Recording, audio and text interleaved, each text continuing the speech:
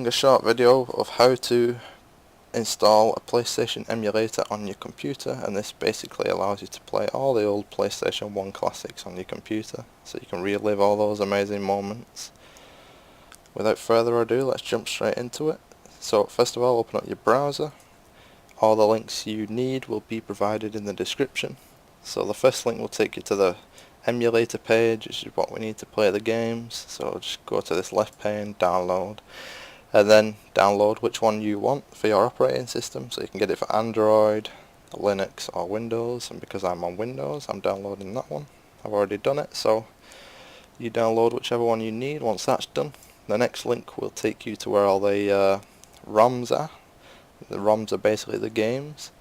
So one of your favorites will at least be here at the start of the page. If not, you just go find it. So for example, if I'm looking for Crash, I'll click C, find Crash, and there we go. So I'll go for the first one, click download now. You might get a little pop-up on your window like this. You just click skip the offer and it'll download. I never download with that other piece of software, I don't really trust it, but once you get the RAR file, you know you're safe. Next link will be this, which is the BIOS for the PlayStation, because some people do get errors when they try to play ePSXe. This basically just solves it. If you're from Europe and America, download the American version. Even if you're from Europe, download the American version. If you're from Japan, however, download the Japanese one. And if this little green button doesn't work, just click this hyperlink here and it'll download for you, no problem. And then the very last thing you've got to download is the filter package, basically just filters. You'll see why shortly. Okay, once all that's downloaded, you can go to your desktop. I've pre-made a folder called ePSXe. So what I'm going to do is basically just drag and drop everything from ePSXe and put it in there. Once that's done, open it up. In fact, no, sorry, excuse me, close that for now. This BIOS that you downloaded, drag and drop that into the BIOS folder.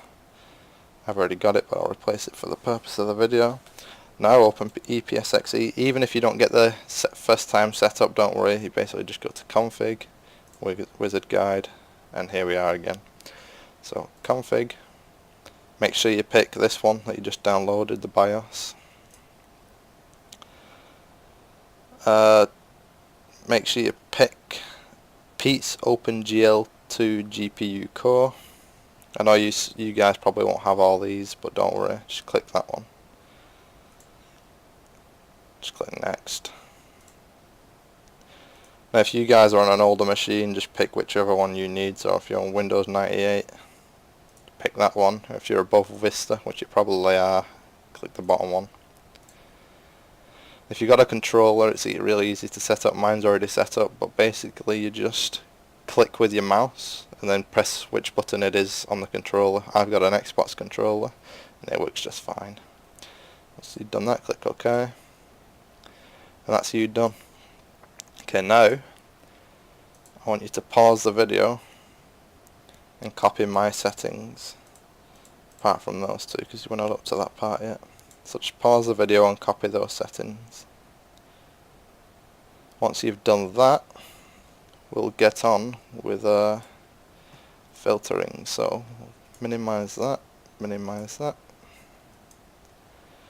See this pack here?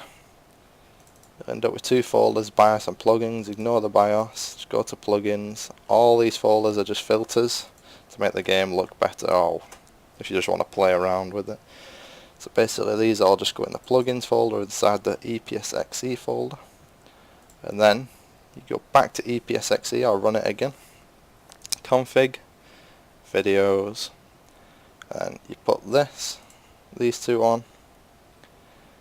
And then you go click this one, number 5, if you've got a pretty decent machine, which you probably will have because this is made for really old games, remember. So even if you've got a 1 gig graphics card, you'll still do perfectly fine, no problem. And then once that's selected, click this little 3 dotted box, find the directory. So basically it'll just be at my desktop, then the plugins, ePSXe, plugins, and pick a filter that you want. They're all pretty different. I just go with HQ now, and for now we'll just launch a game, so let me just change that. And then yeah, so I'll turn the filtering off now just to show you that the game does indeed run. And to run a game, you can just click Run ISO. I've made a folder where I've downloaded all my ROMs and put it on a different drive, so mine's on the G drive and PSX Games. You can put it on the desktop wherever you want, so basically you just do something like this.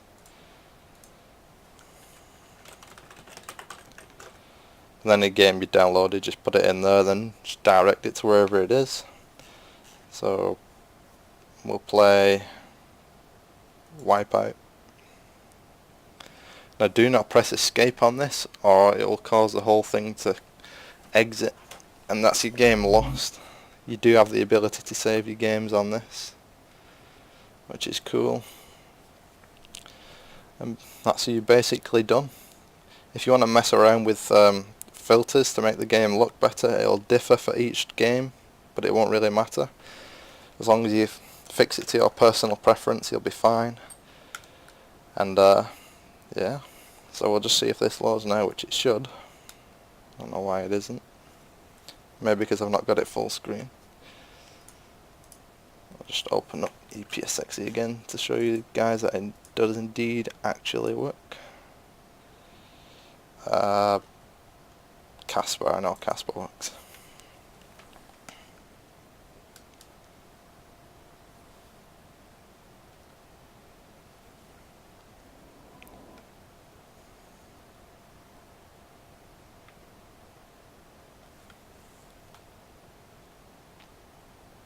I was playing this the other day. I used to play this as a kid. It's weird seeing how weird the graphics are and things. I'll just click play.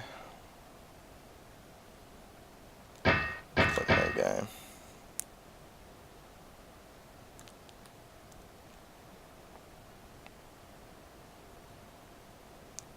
So weird living childhood memories again. We'll look at games today and games past back then. It's so weird.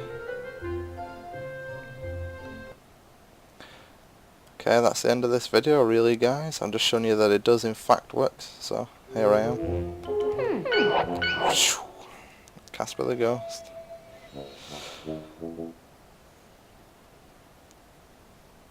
I don't miss the load screens, there was annoying. Look out, glowworm. Okay guys, that wraps up this video. I hope you enjoyed it, and I hope you have a lot of fun playing all your old classics. Thank you for watching, and enjoy.